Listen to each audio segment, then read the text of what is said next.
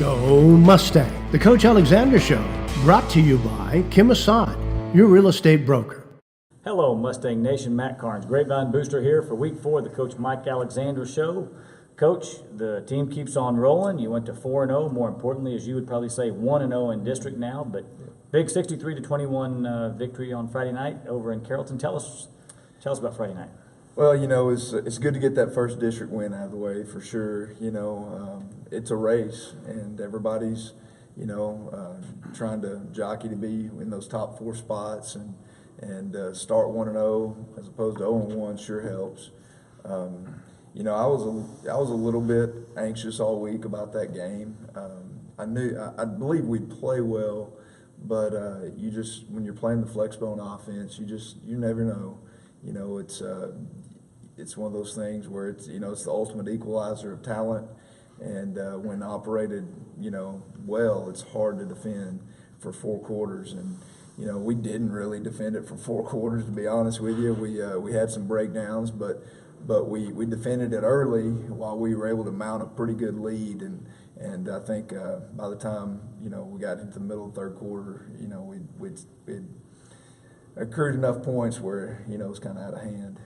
Well, turnovers helped you early too. Yeah, that was huge. I think we got one in the very first series, maybe the first or second play of the game, and they won the toss and took the ball, and I was kind of like, okay, let's see what we got here, and then when we got the turnover early, and then we went down and scored, that really kind of nullified them winning the toss, and then it was on to just executing our game plan, and we were able to do a lot of things in the kicking game that we wanted to get on video. Had a few mishaps here and there because we were doing a lot of stuff, but more than what we'd been doing in non-district. But we needed to practice some stuff. We tried to get it on video. We kicked off every which way you can imagine.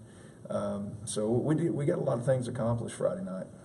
Well, and you mentioned the kicking game. You had almost perfection last year from Carson French, and you're still there again this year. Yeah, those 2 guys are doing a great job. With Oscar and Felipe, they both weren't in our program last year, and Coach Bastillos went and kind of recruited them out of the hallways, well, at least for Felipe, and then recruited, Oscar from the soccer team. And that's been huge. We do have a very good JV kicker in Braxton Russell, who's going to be always ready to come up to the varsity at a moment's notice. But him being a sophomore right now, it's a valuable time for him to stay with his group of guys and be able to kick on Thursday nights and get every rep. But we're pretty good in the kicking game right now. I feel like we got a good group of kickers, and they compete with each other, and it's going well. Well, before the game Friday night, you had Coach Greg Davis come in and talked about vision, and you also talked about your telescope and microscope thought process. Tell us about the team and how they're working with the vision they're working on. So it was, it's always interesting with the Breakfast of Champions and the speakers. It's interesting how they typically come in unprompted. They have a message that's on their heart. And then so often it plays out where what we've been talking about that week, or maybe the week before, or even sometimes what I'm about to start talking about with the team is just right on time. And the day before Coach Davis came in and started talking about vision, we were in our book, training camp book, the John Gordon book we're reading, and we were studying a chapter on the difference in, your vision is something that's way out there that you want to attain.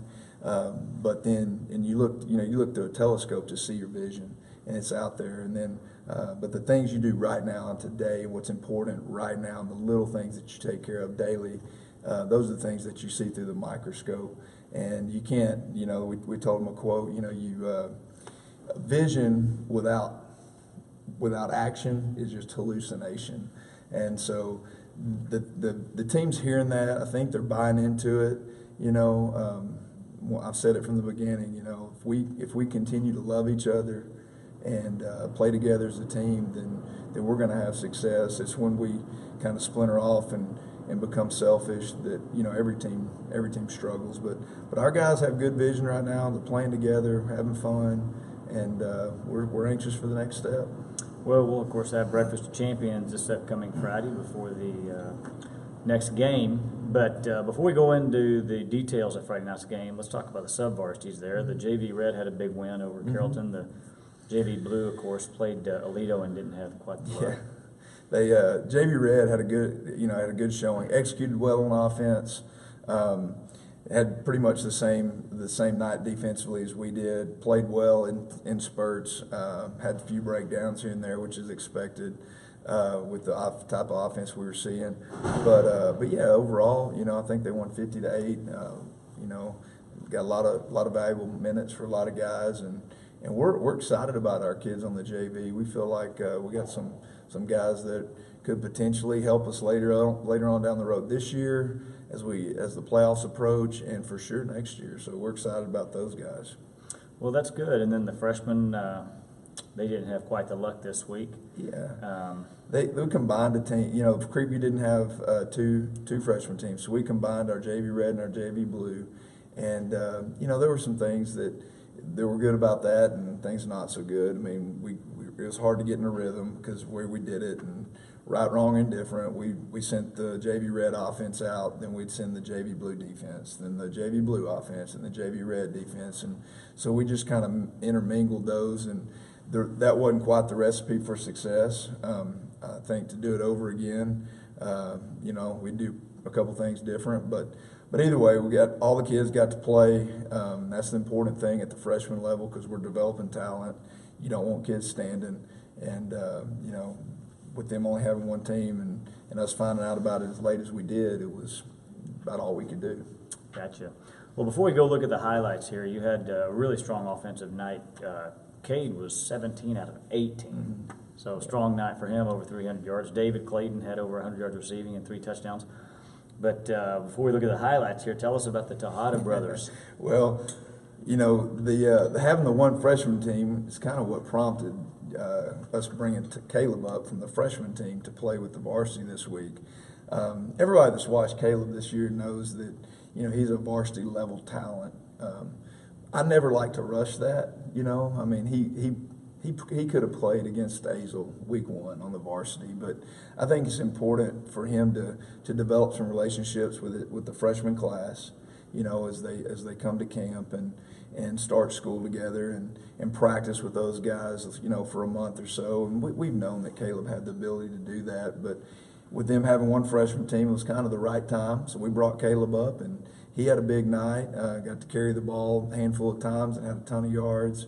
And then the other piece of the Tejadas is Seth, and we came in at halftime and said, we're going to make it a priority to get Seth the football vertically, and we came out the first 2 plays of the second half. We hit Seth on 2 vertical balls, scored, and then the next series we did it again. And so I think it's important that people know on video that they're going to have to defend the field vertically and horizontally because we're going to stretch you. Well, good. Well, let's take a look at the highlight from the other night, and we'll see a little bit of a mix of the offense and defense here. But tell us what we're looking at here. Yeah, that was the first series on defense. We started off with that turnover, which was huge momentum swing, and then we went to work offensively. And Cade just, he picked up really where he left off against Northwest that first series against Northwest, where he just was, I think, 10 for 10, and I think, would you say he was 17 for 18? Just really, really accurate. Offensive line did a great job. And we played strong in the special team, especially the kickoff cover team. That was day for Noe coming down and making a big hit on the return man there. He's made a huge impact on our kickoff cover team, and we're expecting big things out of him the rest of the season. Defensively, you can tell it's a different style of defense than what we typically play. We had a lot of people around the ball, and just counting on these guys to be disciplined and do their job. And you got to take dive, quarterback, and pitch every play, and then manage to stay on top of receivers.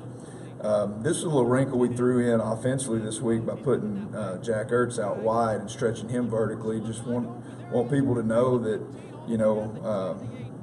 we have all the pieces. We can move these guys around, and we can stretch them horizontally and vertically, and we want to. And then once again, just David Clayton making something happen in space. They probably gave him a little bit too much space right there, and you know, he's going to make you pay if you don't close space down with him. That was a nice cutback on that one. You know, the guys I'm real proud of interior, Diego Fergus, he played the A-gap all night long for us and fought his tail off, and it's not fun in there. You know, he was getting double teamed every play, and the job that he did of, you know, just coming off the ball, firing off and staying low all night, that was huge. This is the first look we got at Caleb Tejada here. Just about gets in on his first carry, his first varsity carry, and then doesn't, but then we line back up, hand it to him, and he gets in on a second one. But yeah, he's fun to watch. Freshman team's going to miss him. I was going to say, it's a big thrill for a freshman, but that freshman team will miss him. Yeah, for sure. We caught him with a little bit of a screen and go right here. Good for Sean Price, senior receiver, making a play right there. First district game. Really proud of his development as a receiver on our football team. You know, this is the same play we hit Northwest with 2 weeks ago. We pack it in our dozer package down on the goal line and single David up, and if we get single coverage, we like it. We give Cade the abilities to, you know, to call his number and give David a good ball. And then this was a second play after halftime. We go up top with Seth, and he gets in the end zone, and that, you know, that's going to be huge down the road. It's a small thing when you're up 42-7, but it's a big thing for just our offense's production later on. Looks like another defensive stop on that one, as they were just all over that. Yeah, I know our defensive guys were, you know, they were all asked to do things that they don't typically do, and they handled it well. They're glad it's over. They're ready for a more traditional offense. And this is, you know, it's our backup quarterback, Austin, coming in there and finishing off a drive in the second half with a little quarterback run. And you know, that's the good news about, you know, when you can get a game in hand early, you can make sure everybody plays, and you know, and it's one of those things where they need to because they practice every day. And then finishing the game right here with Tejada, you know, we just called outside zone or excuse me, inside zone, and he got bottled up and he bounced it, and everybody got a chance to see, you know, what he can do out in the open field right there. Well, that was a big one. So you're 1-0 in district, and time to tee up the second one. Of course, Birdville, as you mentioned before, much improved team. They've got Stone Earl, who's averaging over 17 yards of pass completion. He's got 11 touchdowns, and they got the running game with Ladarius Mixon. He's getting over 7 yards a carry. So tell us what we're looking for with Birdville. You know, they're an improved football team from the last couple of years, for sure. This group of juniors they have are talented. They have a you know, above average offensive line. They have a big, strong defensive line and active secondary, very athletic secondary. This is they might be the best team we played this year, and we'll find out on Friday. But I know they're strong in a lot of areas.